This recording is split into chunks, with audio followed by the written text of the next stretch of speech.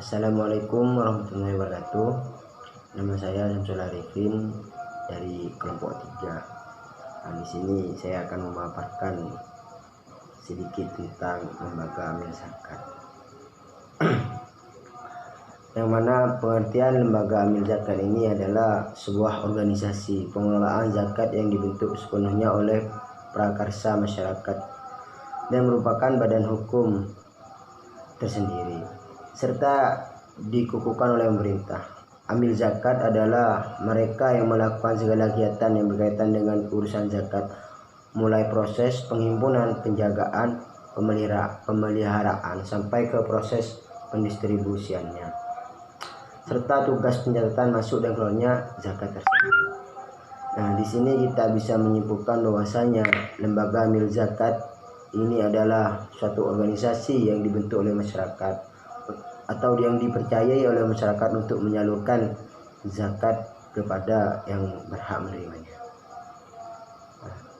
LAS merupakan badan lembaga yang terpercaya penyaluran zakat melalui amil zakat. Yang mana di sini membahas tentang LAS, yaitu sebuah organisasi yang dibentuk oleh masyarakat yang dipercayai oleh masyarakat untuk menyalurkan zakat.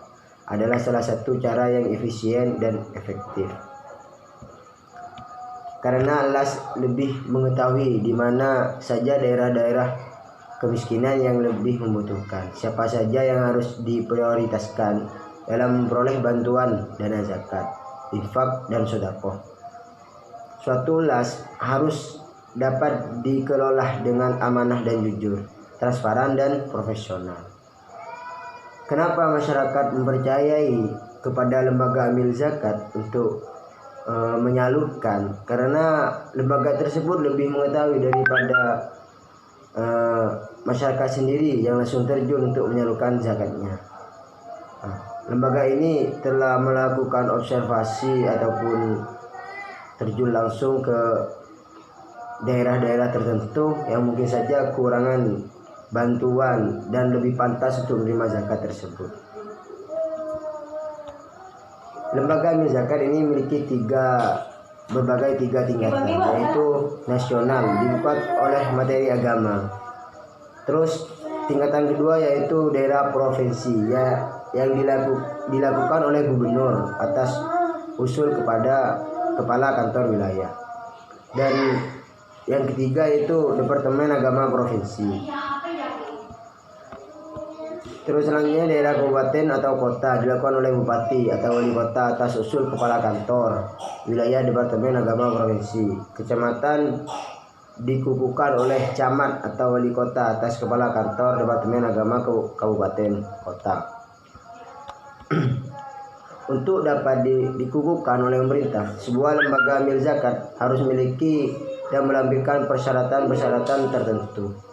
Nah, yang mana di sini ada berbagai persyaratan yang harus dilaksanakan oleh lembaga amil zakat. Yang pertama yaitu berbadan hukum, akte pendirian. Yang kedua, data muzaki dan mustahik, yang mana itu ada siapa yang menyalurkan zakat dan siapa yang menerimanya.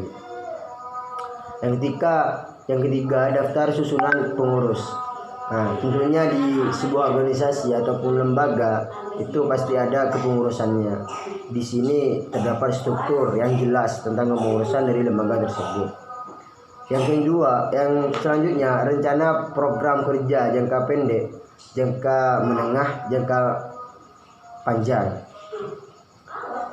Nah, yang selanjutnya neraca atau laporan posisi keuangan. Jadi harus transparan, tidak ada yang ditutup-tutupi. Selanjutnya surat pernyataan bersedia untuk diaudit. Hanya lembaga amil zakat yang telah dikukuhkan oleh pemerintah saja yang diakui bukti setoran zakatnya sebagai pengurang penghasilan ke pajak dari muzaki yang membayar dananya. Dan LAS sendiri memiliki forum antar lembaga amil zakat, yang mana forum ini memiliki fungsi saling tukar pikiran antar lembaga dan membahas tentang bagaimana zakat di Indonesia. Adapun Syarat-syarat yang didirikan lembaga amil zakat adalah sebagai berikut, yaitu berbadan hukum, memiliki data Fuzaki, memiliki program kerja, melampirkan surat pernyataan bersedia di audit. Selain itu terdapat beberapa alasan menegaskan bahwa pendistribusian zakat harus dilakukan melalui lembaga amil zakat, yaitu dalam rangka menjamin ketaatan pembayaran. Terus yang kedua, menghilangkan rasa rikuh dan canggung yang mungkin dialami oleh mustahik ketika berhubungan dengan muzaki atau orang yang berzakat. Dan yang ketiga, untuk mengefisienkan dan mengefektifkan pengelolaan dana zakat. Mungkin itu saja pengertian dari lembaga amil zakat dan syarat-syarat tertentu yang harus dilakukan oleh lembaga amil zakat. Kurang lebihnya saya mohon maaf. Wassalamualaikum warahmatullahi wabarakatuh. Assalamualaikum warahmatullahi wabarakatuh. Saya Robi Sugara, NIM 20510504001. Baik, di sini saya akan mempresentasikan tentang prinsip operasional lembaga amil zakat.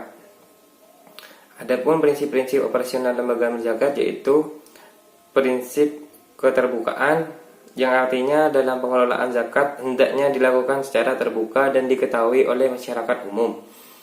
Yang kedua, prinsip sukarela, artinya bahwa dalam pengungutan atau pengumpulan zakat hendaknya senantiasa berdasarkan pada prinsip sukarela dari umat Islam yang menyertakan harta zakatnya tanpa ada unsur pemaksaan atau cara-cara yang dianggap sebagai suatu pemaksaan. Yang ketiga, prinsip keterpaduan, yang artinya dalam menjalankan tugas dan fungsinya harus dilakukan secara terpadu di antara komponen-komponen yang lainnya. Yang keempat, prinsip profesionalisme, artinya dalam pengelolaan zakat harus dilakukan oleh mereka yang ahli di bidangnya, baik dalam administrasi keuangan atau sebagainya. Yang kelima, prinsip kemandirian.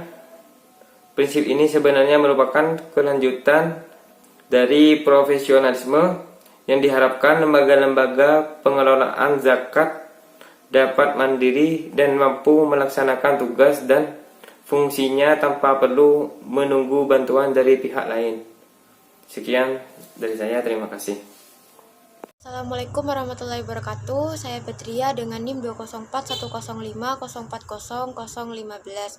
Saya akan menjelaskan tentang sistem operasional lembaga amil zakat, di mana sistem operasional lembaga amil zakat ini ada 8. Yang pertama, tersistem dan prosedural. Sebagai sebuah lembaga, sudah seharusnya jika semua kebijakan dan ketentuan dibuat aturan mainnya secara jelas dan tertulis, sehingga keberlangsungan lembaga tidak bertanggung pada figur tertentu, tetapi bertanggung pada sistem yang dibuat. Yang kedua, manajemen terbuka. Sebagai suatu lembaga publik, lembaga pengelola zakat sudah selayaknya menerapkan manajemen terbuka, yaitu adanya hubungan timbal balik antara pengelola zakat dan masyarakat. Yang ketiga, memiliki rencana kerja. Jadi rencana kerja disusun berdasarkan kondisi lapangan, kemampuan sumber daya manusia, lembaga. Dengan demikian rencana kerja aktivitas pengelolaan zakat menjadi terarah. Yang keempat, mempunyai komite penyaluran. Agar dana dapat tersalurkan kepada yang berhak, harus ada mekanisme yang jelas. Salah satunya adalah dibentuknya komite penyaluran. Tugas komite ini adalah menyeleksi setiap penyaluran dana yang akan dilakukan. Apakah dana yang disalurkan telah sesuai dengan ketentuan syariah, prioritas, dan kebijakan lembaga. Yang kelima, memiliki sistem akuntansi dan manajemen keuangan. Sebagai sebuah lembaga publik yang mengelola dana masyarakat, lembaga pengelola zakat harus memiliki sistem akuntansi dan manajemen keuangan yang baik meskipun sederhana. dalam rangka pertanggungjawaban keuangan lembaga tersebut. Yang ketujuh, publikasi. Semua yang telah dilakukan harus disampaikan kepada publik sebagai bagian dari pertanggungjawaban dan transparansi pengelolaan. Caranya dapat melalui media massa, dikirim langsung kepada para muzaki atau ditempel dalam papan pengumuman yang ada di kantor pengelola zakat yang bersangkutan. Yang kedelapan, komitmen perbaikan terus-menerus. Jadi perlu diadakan perbaikan manajemen pengelolaan zakat secara terus-menerus sesuai dengan tuntutan lingkungan melalui sistem total quality management yang berlandaskan pada usaha peningkatan kualitas sebagai strategi usaha dengan berorientasi pada kepuasan pelanggan, muzaki, mustahik, dan masyarakat dengan melibatkan seluruh unsur pegawai dalam lembaga.